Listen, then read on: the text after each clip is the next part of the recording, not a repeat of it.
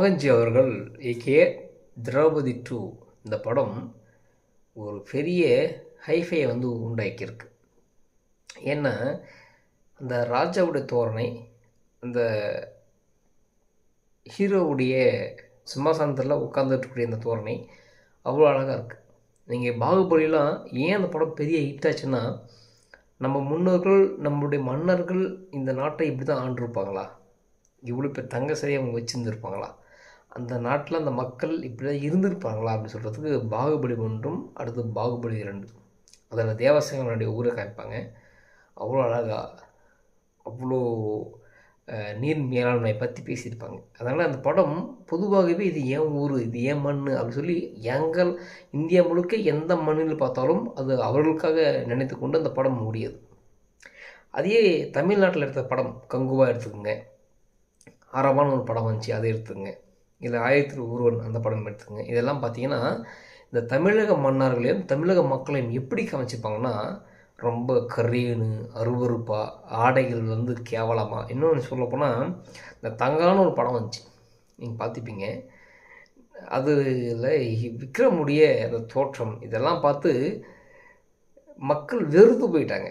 அப்போது நம்ம அது சாதியபன்மாக பேசலை, அவங்க வழியே சொன்னாங்க, அது நம்ம எந்த மாற்று கருத்தும் கிடையாது. ஆனால் மற்ற மாநிலம் என்ன பண்ணுறாங்கன்னா, நாங்கள் எப்படி அடிமையாக இருந்தோம் அதை காமிக்கலை, நாங்கள் எப்படி வாழ்ந்தோம் அப்படின்னு காமிக்கிறாங்க. அப்போ என்ன அர்த்தம்னா, இனி எப்படி வாழ போகிறோம், எப்படி வாழணும் என்ற ஒரு விஷயத்தை வந்து அது படம் கொண்டு வருது. அதுதான் வந்து காந்தாரா படம்னு சொல்லுது.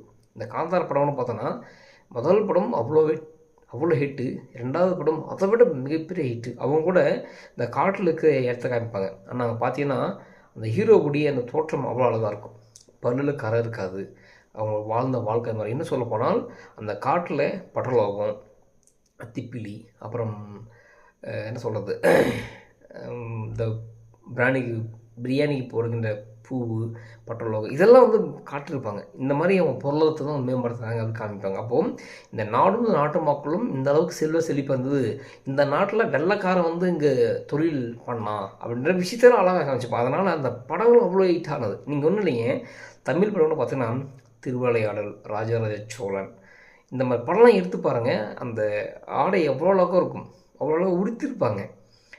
திருவட்பா இதெல்லாம் பார்த்தோன்னா வச்சுக்கோங்க, அந்தளவுக்கு தங்க கிரீடம், தங்க வைடூரியம், இந்த மாதிரிலாம் போட்டு இவ்வளோ அழகாக கட்டிய தமிழ் சினிமாவை கடந்த கால சினிமாவில் நீங்கள் கங்குவா படம்லாம் பார்த்தீங்கன்னா அவ்வளோ அருவருப்பாக கையெல்லாம் அறுத்துக்கிட்டு வாயெல்லாம் வெத்தலை பார்க்க போட்டுக்கிட்டு, இன்னும் இந்த அரவான ஒரு படம் வந்துச்சு, அதெல்லாம் நீங்கள் பாருங்கள், அவ்வளோ கேவலமாக இருக்கும். அதனால் மீண்டும் தமிழ் சினிமாவுக்கு இந்த திரௌபதி 2, ஏன்னா இது வந்து திருவண்ணாமலையை ஆண்ட மன்னனுடைய வாழ்க்கை வரலாறு, அந்த கோயில் எப்படி கட்டின ஒரு வரலாறு, அதை அழகாக காட்டிக்கிற மோகன்ஜி. அதனால் இந்த படம் நல்லாயிருக்கும் சொல்லிட்டு பொதுவாக பேசப்பட்டுருக்குங்க. ஒரு வேளை இந்த படம் நல்லா இருந்து வெற்றி பெற்று விட்டால் அடுத்து இந்த நீங்கள் நம்ம PS2 பொன்னியின் செல்வன் படம் பார்த்துப்பீங்க, அது கூட அந்தளவுக்கு கனெக்ட் ஆகலை. ஆனால் இது ஓகே ஆச்சுன்னா இந்த மாதிரி வரலாற்று படங்கள் இன்னும் அழகாக நேர்த்தியாக நிச்சயமாக தமிழகத்தில் வரும்.